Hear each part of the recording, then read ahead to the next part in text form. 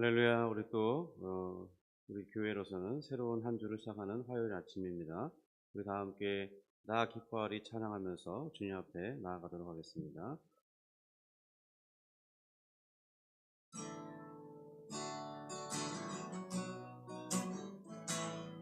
감사합니다.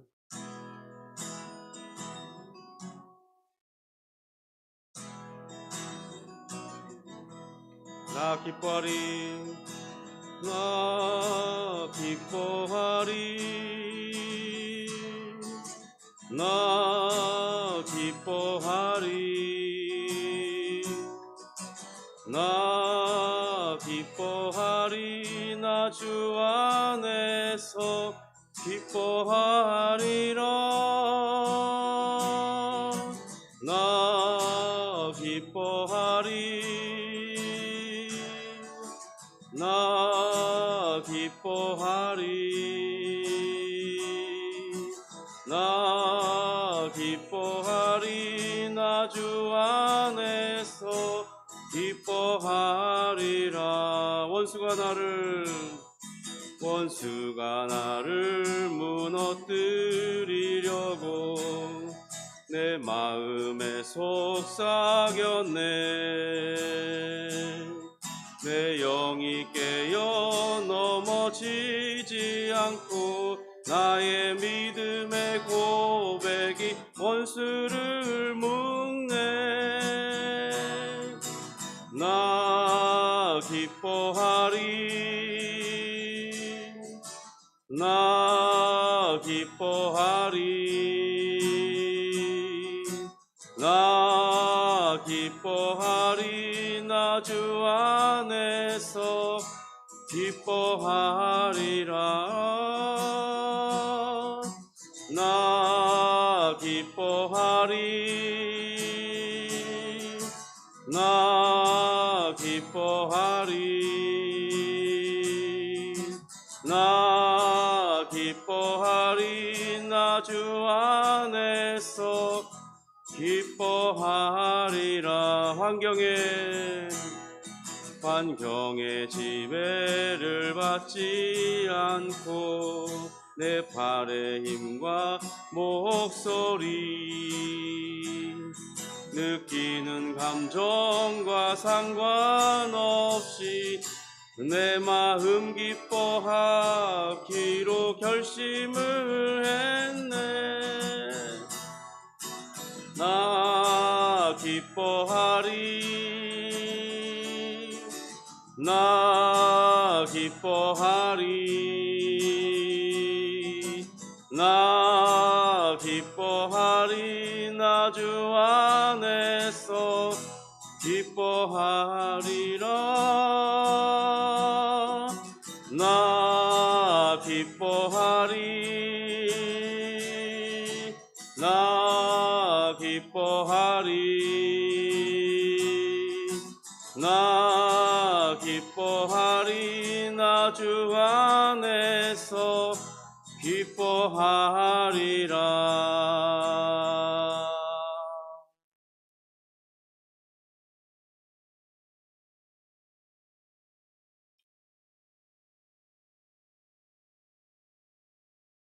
우리 사도신경으로 우리의 신앙을 고백하겠습니다. 전능하사 천지를 만드신 하나님 아버지를 내가 믿사오며 그 외아들 우리 주 예수 그리스도를 믿사오니 이는 성령으로 잉태하사 동정녀 마리아에게 나시고 본디오 빌라도에게 고난을 받으사 십자가에 못 박혀 죽으시고 장사한 지 사흘 만에 죽은 자 가운데서 다시 살아나시며 하늘에 올사 전능하신 하나님 우편에 앉아 계시다가 저리로서 산자와 죽은 자를 심판하러 오시리라. 성령을 믿사오며 거룩한 공예와 성도가 서로 교통하는 것과 죄를 사하여 주시는 것과 몸이 다시 사는 것과 영원히 사는 것을 믿사옵나이다. 아멘. 하나님 아버지 감사합니다. 주님께서 우리를 많은 위험과 또 어둠의 세력들과 우리를 대적하는 원수들에게서 지켜주셔서 오늘날 안전하게 또 우리의 삶의 자리에서 굳건하게 살아갈 수 있도록 또 우리가 생각지 못한 많은 것들을 허락하심으로 우리가 그것들을 다 복으로 누리게 하심이 감사와 찬송을 올려드립니다. 주님, 오늘 우리는 허락된 건강을 가지고 살고 있고, 또 우리에게 허락된 직장의 환경 속에서, 또 개인적인 사업의 환경 속에서 살아가며, 또 주어지는 이 공기와 또 주변 환경들, 또 모든 하나님의 섭리하시는 과정 가운데 우리가 다 살아가고 있음을 인해서 감사를 드립니다. 주님, 지난밤 또 폭우와 천둥 번개로 우리의 잠을 설쳤지만, 그러나 하나님을 의지하면서 또 하루가 힘있게 출발하고 있사오니 주여, 오늘 우리의 모든 삶 가운데 역사하시고 인도하여 주시고, 우리의 기도하고 소원하는 것들이 하늘에 상달되어지며 하나님께서 우리를 어떻게 도우시는지 확인할 수 있도록 인도하여 주시옵소서. 감사하며 예수님의 이름으로 기도합니다. 아멘. 우리 말씀은 시편 17편 중에 13절부터 15절까지 우리 세 절만 보도록 하겠습니다.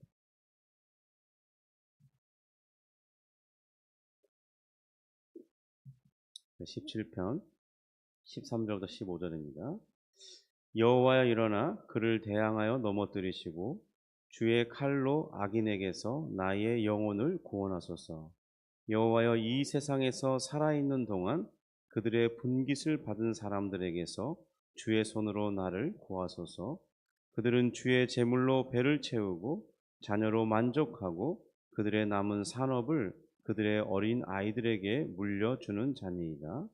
나는 의로운 중에 주의 얼굴을 배우리니 깰 때에 주의 형상으로 만족하리이다. 아멘. 네, 찬양이 좀 원래는 정상 코드로 했으면은 잘 쳤을 텐데 갑자기 낮은 코드를 찾아서 하다 보니까 시간도 좀 지나고 그렇게 됐습니다. 양해해 주시면 감사하겠습니다.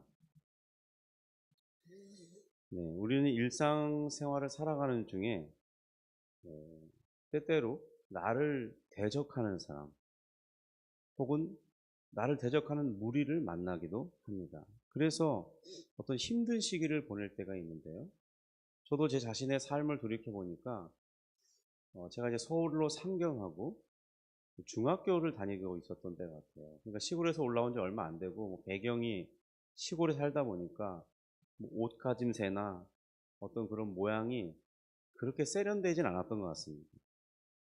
근데 이제 중학교 그때에 학교 주변을 어슬렁거리면서 중학교 중퇴하거나 이런 친구들이 있었거든요. 저희 또 학교 주변은 성수동에서 당시에는 주변에 공장 지역이 많았고, 그래서 이 폭력배들이 늘 상주하고 있었던 그런 지역이기도 합니다. 그래서 그 주변을 어슬렁거리면서 이 돈을 갈취하는 학생들이 있었어요. 그러니까 자퇴한 학생들이죠. 근데 그들을 보면 이 옷을 입은 것부터 불량스럽습니다. 우리 영화에서 보면 왜 이렇게 막 나팔바지, 막 옷도 막 컬러풀하고 막 이런 거 있잖아요. 벌써 딱 저기서 오면 느낌이 안 좋습니다. 근데 그런 친구들이 주로 뭘 하냐면 뭐 한두 배 선부일 수도 있고 뭐 그런데 말이 거칠고 또 항상 이 주머니에는 이 날카로운 그런 이 칼들을 가지고 있기 때문에 쉽게 덤벼들기가 어렵습니다. 그래서 와서 뭘 하냐면 이렇게 구석에 몰아놓고 우리 이렇게 학생들 관련된 영화 보면 이렇게 삥 뜯는다고 하잖아요. 이렇게 돈을 갈취하는 거죠. 저도 가끔 만나는 그런 사람들이 있었는데 한 두세 번 정도는 뭐 1,000원, 뭐 또 많은 돈을 갖고 다니진 않았으니까 뭐 제일 많을 때는 5,000원 이렇게 해서 한 두세 번 정도는 빼앗겨 본 기억이 있다, 그런 생각이 듭니다. 또 이 고등학교 때는 이제 교회를 중학교 때 잘 안 다니다 교회를 다시 다니기 시작했는데 교회 근처에 오락실이 있었습니다. 심심할 때 한 번씩 들려보았고, 또 거기를 들릴 수밖에 없는 이유가 교회 친구들이, 친한 친구들이나 또 뭐 형들, 누나들이 가끔 이게 오락실에 있어요. 그러니까 이제 거기에 가서 만남의 장소가 되는 거죠. 저는 이제 오락게임에는 별로 소질이 없어서 자주 하지는 않았습니다. 뭐 그저 해봐야 뭐 그 당시 한 200원, 300원. 왜냐면은 잘 안 한 이유가 뭐냐면 잘 못했어요. 이 누르고 움직여야 되는데 이게 동시에 잘 안 돼요, 저는. 그래서 금방 뭐 5분도 안 돼서 끝나니까 돈이 아까워 가지고 '그럴 바에는 그냥 맛있는 거 사 먹겠다.' 그런 생각에 예 이렇게 막 빠져들지는 않았던 것 같습니다.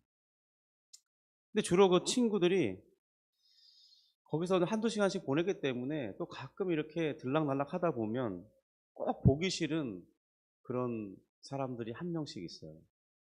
왜냐하면 얘 중학교 다닐 때 안면이 있기 때문에 저를 알아보는 겁니다. 그리고는 저에게 쿡 찌르면서 가진 돈 좀 있냐고 돈 좀 빌려주라고. 근데 그렇게 해요. 그래서 아마 오락실에서는 한 번 정도 빼앗겼던 것 같은 기억이 있습니다. 그러니까 이제 중학교 때는 교회를 다니지 않았으니까 기도하질 않았던 것 같은데 고등학교 때부터는 교회를 열심히 다녔기 때문에 그런 현상들에 대해서 기분이 나쁘고 주기도 싫고 왜 내가 걔들한테 괴롭힘을 당해야 되는지 또 막상 싸우기도 싫었지만 싸울 힘도 좀 약했던 때가 있었던 것 같아요. 마음도 약하니까요. 그래서 언젠가 그 불량배를 안 만나게 해달라고 기도하는 적이 있었던 것 같습니다. 그랬더니 정말로 안 만나게 됐고 부딪혀 본 적이 그 이후로 부딪혀 본 적이 없는 것 같아요. 물론 제가 오늘 이 다윗의 시편처럼 간절히 기도한 것은 아니었습니다. 그래도 나름 지금 생각해 보니까 어느 순간부터 그 친구가 안 보였는데 어렴풋이 듣는 그 풍월 속에 그 친구가 이렇게 폭력 싸움에 휘말려서 이렇게 안 보이게 됐다. 그런 이야기를 들은 적이 있습니다. 이것도 나름 기도 응답이 아닌가 싶은데요, 제 입장에서는. 또 직장 생활을 할 때도 보면 특별히 생산직을 다닐 때, 물론 저는 여러 가지 직업을 많이 바꿔봤는데요. 그 까다롭고 까칠하게 대하는 사람들이 꼭 이렇게 한 명씩은 있는 것 같습니다. 다 그런 건 아닌데 꼭 한 명이 그래요. 늘 이렇게 잔소리가 많고 이렇게 간섭이 많고 그런지 스트레스가 이만저만이 아닙니다. 그런데 그 사람들이 뭐 금방 변하는 것도 아니고 그 사람이 금방 사라지는 것도 아니죠. 그래서 한동안 이 스트레스를 계속 받습니다. 그런데 어느 날 이제 그런 것들을 참기가 힘들어서 드디어 기도해야 되겠다는 생각이 들고 기도하게 되면 어느 날 그 사람에게서 벗어났다는 사실을 깨달은 적이 있습니다. 아니면 환경이 바뀌어지는 것을 경험한 적도 있습니다. 뭐 시간이 오래 지났기 때문에 자세한 것은 기억나지 않지만 그랬었다는 생각이 들었습니다. 이렇듯 우리가 다윗과 같은 이런 동일한 상황은 아니더라도 하나님께서는 여전히 우리의 실생활 속에서 나를 대적하거나 나에게 해를 입히는 이 사람들을 처리해 주시는 그런 경험을 하게 된다는 것이죠. 처리해 주신다니까 무슨 이 폭력배 동원해 가지고 이렇게 딱 그런 거를 말하는 게 아니고요. 뭐 그 사람이 멀리 이렇게 떨어지게 한다든지 자주 안 부딪히게 한다든지 그래서 내가 그 사람으로 인한 스트레스를 안 받게 될 수 있는 그런 상황이 하나님께서 만들어 주신다는 거죠. 그러면서 우리는 13절을 오늘 다시 한번 이렇게 눈여겨볼 필요가 있을 것 같습니다. 지금 다윗이 자신을 대항하는 많은 사람들, 원수처럼 대하는 그 사람들을 때문에 고통스럽고 그래서 간절히 기도하고 있는 상황이잖아요. 13절을 보면 이렇게 돼 있죠. 여호와여 일어나 그를 대항하여 넘어뜨리시고 주의 칼로 악인에게서 나의 영혼을 구원하소서. 분명한 것은 다윗이나 우리를 대적하는 위치에 선 그가 나보다 강한 자이거나 어떤 강한 자의 자리에 있다는 거예요. 뭐 힘이 더 세다든지 뭐 싸움을 더 능하게 잘한다든지 아니면 직급이 나보다 상사이든지 선배이든지 어쨌든 나로서는 쉽게 대항해 보기에는 좀 음? 어려운 처지에 있는 그런 사람들이라는 거죠. 물론 우리 자신을 볼 때 우리가 의로운 것도 아닙니다. 실수가 없는 것도 아니에요. 그래도 그와 나의 차이점이 있다면 나는 하나님을 믿고 의지하는 사람이라는 한 가지 다른 점이 있습니다. 또 하나님의 은혜를 바라보면서 하나님 이런 환경에서 저를 도와주세요 라고 기도하고 그것이 응답되기를 기대한다는 것입니다. 그래서 우리가 다윗과 같은 그런 방식으로 기도한다면 하나님께서는 정말 실제적인 구원을 베풀어 주신다는 거죠. 우리가 큰 경험은 아니더라도 어떤 작은 경험 속에서 이런 기억들이 있지 않습니까? 믿음으로 구할 때, 그리고 그 구한 일이 일어나기를 믿음으로 기다릴 때 하나님은 내 생활 속에서 정말 실제적으로 작은 영역이겠지만은 하나님의 응답을 보여주신다는 것입니다. 성도 여러분은 어떻습니까?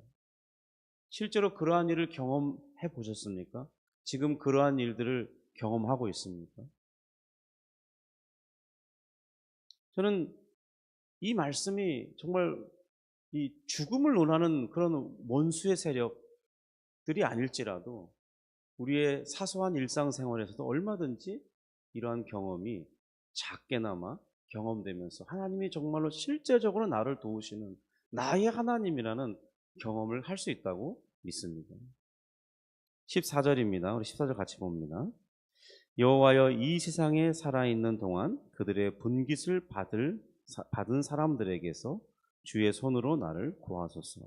그들은 주의 제물로 배를 채우고 자녀로 만족하고 그들의 남은 산업을 그들의 어린 아이들에게 물려주는 자니이다.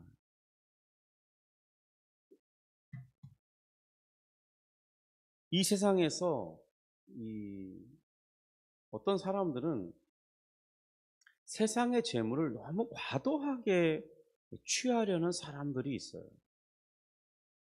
이 사람들의 주된 특징은 뭐냐면 저들의 한결같이 이 세상에 매우 집착한다는 것입니다. 물론 우리도 이 세상에 나름대로 마음을 두며 살 수밖에 없지 않습니까? 그런데요, 이 집착의 정도가 달라요. 저들의 마음의 진정으로 하나님께서 주실 이 영원한 세계에 대해서는 무관심합니다. 그러면서 이 현재 욕구와 욕심을 이렇게 드러내는데 그런 것을 통해서 이 사람들이 어디에 속한 자인지를 반증해 주고 있어요. 이것은 꼭 엄청나게 많은 소유를 가진 부자나 또 그거보다는 상대적으로 적게 가진 사람이나 큰 차이가 없습니다.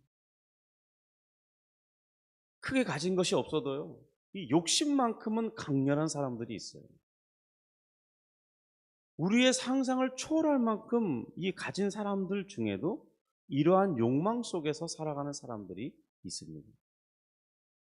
저들은 하여튼 목표가 뭐냐면 지금보다 더 많은 것을 가지는 거예요. 그리고 그들이 생각하기를 지금보다, 그러니까 지금 가진 소유를 통해서 경험한 게 뭐냐면 이 가진 소유가 많은 문제를 해결한다는 겁니다. 그런 경험들이 이제 앞으로는 더 많이 가지게 되면 모든 문제를 해결할 것이라는 착각을 낳는다는 거예요. 그래서 이들의 생각은 뭐냐면 결국 그래서 많이 가지는 것이 이 세상에서 문제를 해결하는 진정한 방법이라고 생각하는 것이죠. 그러니까 이것은 1억을 가졌거나 10억을 가졌거나 혹은 그 단위를 뛰어넘어 뭐 1000억 원이나 혹은 1조 원이나 그런 조 단위 이상의 돈을 가지고 있을지라도 이 추구하는 방향과 또 현재보다 더 많이 얻고자 하는 그 열망은 같다는 이 공통점을 가진다는 겁니다. 14절에 다윗은 이런 사람들을 간파해서 그들을 가리켜 뭐라고 표현했냐면 이 세상에 살아있는 동안은 그들의 분깃을 받은 사람들이라고 했습니다. 그러니까 이미 그들은 받아 누리고 있다는 거예요. 우리는 저들과 함께 섞여 살아갈 수밖에 없죠. 그렇지만 분명하게 우리가 이 땅에서 어떤 동일하게 직장 생활을 하고 혹은 사업을 하고 우리의 생계를 꾸려가기 위해서 일을 해야 되는 그런 환경, 그런 것들은 같을 수밖에 없지만은 그러나 저들과 분명하게 구별될 필요는 있다는 겁니다. 우리도 저들 속에 같은 무리가 되어서 같이 살아가는 거죠. 그러니까 월급을 같이 받아야 되고 또 사업을 운영해 가야 되는 것이죠. 그런데 다른 점이 있어야 한다는 겁니다. 우리는 돈을 버는 목적이 달라야 됩니다. 사용하는 쓰임새가 달라야 돼요. 그러한 것을 통해서 우리가 이 땅에서만 속하여 살아가는, 이 땅이 전부라고 생각하며 살아가는 사람들이 아니라는 사실을 드러내야 한다는 겁니다. 이 땅에 속해서 정말 과도한 그런 열망과 또 열정을 가지고 이 세상이 전부인 것처럼 살아가는, 정말 그 사람들이 열심이 없다는 게 아닙니다. 그들에게 배울 점이 없다는 게 아니에요. 정말 저들은 정말 자신의 온 헌신을 들이면서 그런 열정을 내면서 성과를 냅니다. 그런 점에 있어서 열정적이라든지 어떤 성과를 내는 것, 그런 것들은 우리가 배울 만한 이유가 있는 것이죠. 필요가 있죠. 그런데 저들의 특징이 뭐냐면 14절에 보면 이렇게 되어 있죠. 그들은 주의 재물로 배를 채우는 자들이라. 이렇게 다윗이 말했습니다. 이 주의 재물이란, 그러니까 저들에게는 숨겨진 재물과 같다는 거예요. 하나님께서 저들이 발견하여 사용하지 못하도록 금해 두신 그런 재물이라는 뜻이 담겨 있어요. 그러니까 감춰져 있는 것이고 저들에게는 누리지 않도록 선물로 주어지지 않은 것들이라는 겁니다. 그런데 저들의 이 과도한 욕심, 과도한 열심, 발견해내고 얻으려는 그런 열정이 하나님께서 그들에게 허락하지 않은 것까지 다 캐내가지고 자기 것으로 삼은 사람들이라는 그런 뉘앙스가, 뜻이 있는 것이죠. 그러니까 하나님께서 허락하지 않은 금하신 것까지 다 발견해서 자기가 강제적으로 자기 거라고 취한 그런 사람들이라는 것입니다. 그 결과 저들은 이 땅에서 정말 많은 소유를 쌓게 됐고, 그것이 자신들의 또 자녀들에게 독점적으로 누리도록 이렇게 제공하면서 유산으로 물려준다는 겁니다. 과연 영구한 하나님의 나라를 바라보는 우리의 신자들이 우리 생을 마감할 때 자녀들에게 엄청난 유산을 상속받도록 해주는 것, 그것이 정말 자녀들에게 복을 물려주는 것이겠습니까? 세상 사람들과 똑같이 일생을 열심히 모아서 뭐 10억, 100억, 뭐 그 이상 많이 믿는 자들도 모았다고 쳐봅시다. 하나님의 복, 여러 가지 노력하는 중에 복도 주셔서. 그런데 그것을 고스란히 자녀들에게 다 물려주는 것, 이것이 하나님의 복이겠냐는 거예요. 성도 여러분, 진정으로 자녀들에게 물려줘야 할 것이 무엇이겠습니까? 그것은 믿음입니다. 믿음을 가지고 이 땅을 어떻게 살아가야 되는지를 보여주고 알려주는 것이죠. 그러니까 믿음을 가지고 살더라도 우리가 일상에서 또 열심히 사는 기질이 있으니까, 또 하나님이 어떤 사람에게는 물질의 복을 부어주시기도 하니까, 믿는 사람들이라도요, 그러면 그 많은 소유를 가지도록 해주셨다면 도리어 그 재물을 하늘에 쌓는 모습을 자녀들에게 보여주어야 한다는 것이죠. 하나님께서는 이 땅에 그래서 그런 유효한 생활을 하는 사람들에게 어떤 사람들을 붙여주셨냐면 고아와 과부와 나그네로 사는 사람들, 그러니까 이 땅에서는 가난한 사람들, 또 약자들에게 속한, 약자라에 속한 사람들, 그런 사람들이 주변에 있도록 하셨는데, 바로 하나님께서는 많은 물질을 너에게 복으로 주셨다면 그것을 그들에게 베풀며 사는 삶을 살아, 나누는 삶을 살아라, 그렇게 말씀하신다는 것입니다.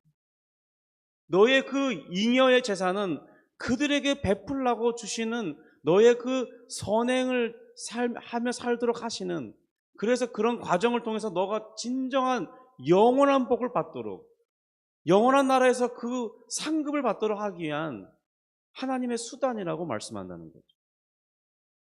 또 한편으로는 우리가 이 땅에는 다 예수를 믿는 사람들이 많지 않기 때문에 여전히 믿을 사람들이 있잖아요. 그러니까 선교에 헌신하는 이들, 복음에 앞장서는 이들의 그 사역들 위해, 그들의 삶을 위해서 저들이 전심할 수 있도록 우리의 물질을 사용해야 한다는 것이죠.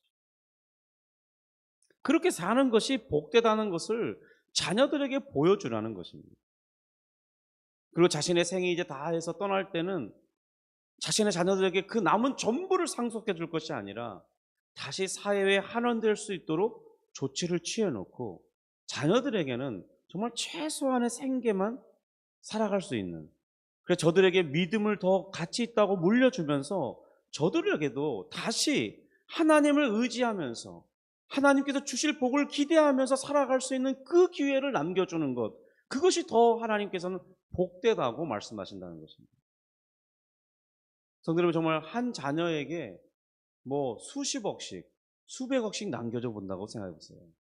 그들이 정말 믿음 안에서 건전하게 잘 살아갈 가능성이 크겠습니까?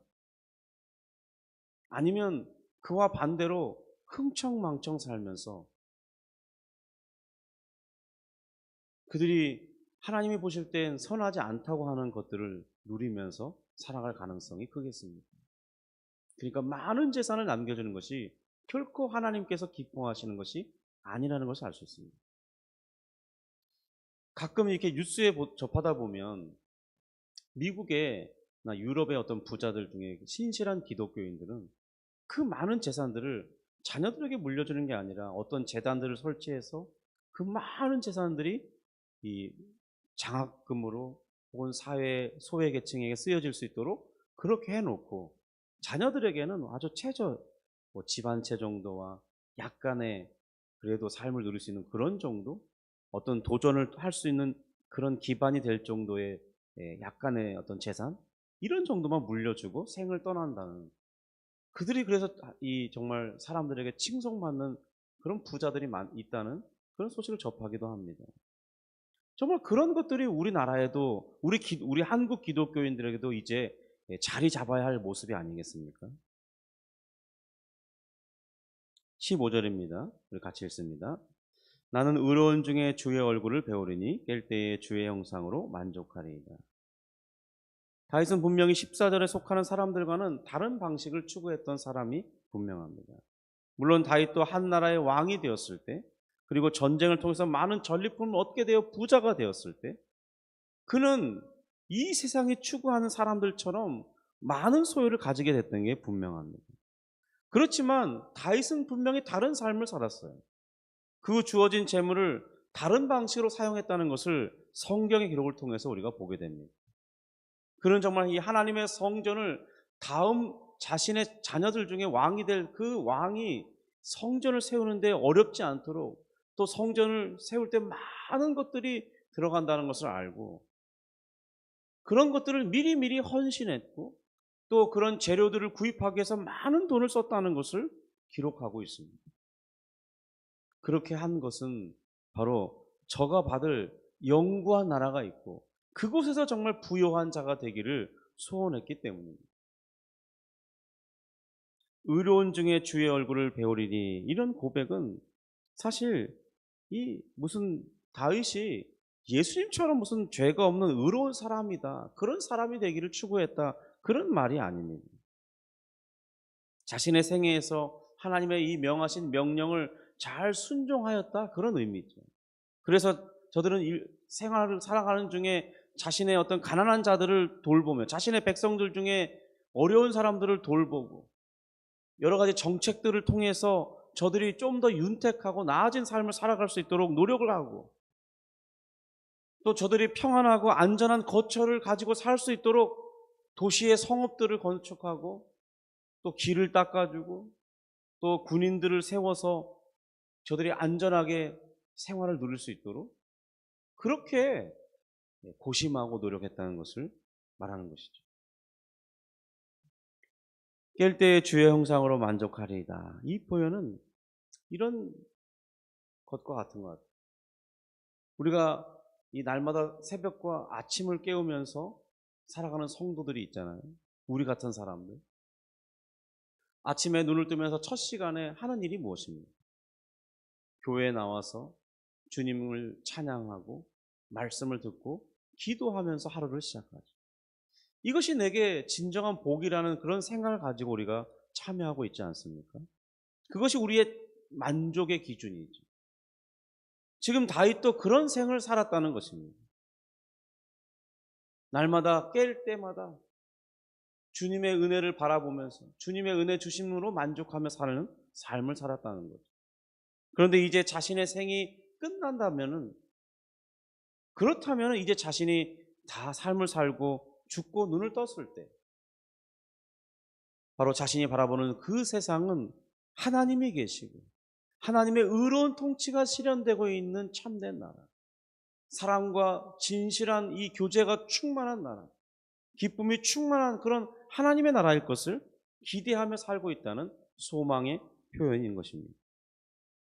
성도 여러분, 우리 생애에도 정말 이 아침마다 혹은 새벽마다 나와서 기도하는 삶, 그 삶이 귀한 줄 알고 포기하지 않기를 바랍니다. 건강이 허락하는 한, 내 몸이 아파서 나올 수 없는 그런 때가 되기 전에는 끝까지 아침을 고수하면서 주님의 말씀을 듣고 찬양을 부르고 기도하고 그런 생이 삶을 누릴 수 있기를 바랍니다. 또한 그런 삶을 사는 중에 마음속에는 다윗처럼 내 생이 끝날 때는 주님의 나라에서 주님을 참으로 보는 그것을 소망하며 살아가는 그런 복된 신자들이 될 수 있기를 주님의 이름으로 축복합니다. 기도하겠습니다. 하나님 아버지, 감사합니다. 오늘 다윗의 시편 17편을 살펴보면서 이 세상에서 살아가지만 참된 것을 추구하는 사람이 어떤 삶을 사는지 잠깐 살펴보았습니다. 주님, 우리도 이 세상에서 다윗처럼 원수들을 만날 때가 있고 애매하게 나를 괴롭히는, 나를 모함하고 궁지로 몰고 거짓된 소문으로 괴롭히는 그런 일들을 우리가 때로 당하기도 합니다. 그러나 주님, 우리가 살아갈 때 하나님께서 주시는 여러 가지 많은 복을 누린다면 정말 믿음을 따라서 사는, 그리고 많은 사람들에게 나눠주며 또 복음의 하나님의 나라를 위한 그런 일들을 위해서 나의 물질을 헌신하고 사용합니다. 정말 주님께서 기뻐하시는 그런 삶을 살기를 원합니다. 또한 주님, 우리가 날마다 하나님 앞에 나와서 기도하며 말씀을 들으며 찬송을 부르며 사는 삶, 이것이 가장 귀한 것인 줄 알고 이것이 천국의 삶을 미리 맛보는 것인 줄 알고 살아가는 그런 신앙인으로 살 수 있도록 인도해 주시옵소서. 오늘 하루 우리 가운데 또 간절한 기도 제목들이 있습니다. 응답되어야 할 일들이 있습니다. 주님 앞에 아뢰며 간구할 때 하나님께서 친히 역사해 주시고 하나님의 살아계심을 우리가 또다시 오늘 하루 확인할 수 있도록 은혜를 베풀어 주옵소서. 예수님의 이름으로 기도합니다. 아멘. 하늘에 계신 우리 아버지여, 이름이 거룩히 여김을 받으시오며 나라가 임하시오며 뜻이 하늘에서 이룬 것 같이 땅에서도 이루어지이다. 오늘날 우리에게 일용할 양식을 주옵시고 우리가 우리에게 죄 지은 자를 사하여 준 것 같이 우리 죄를 사하여 주옵시고 우리를 시험에 들게 하지 마옵시고 다만 악에서 구하옵소서. 내게 나라와 권세와 영광이 아버지께 영원히 있사옵나이다. 아멘.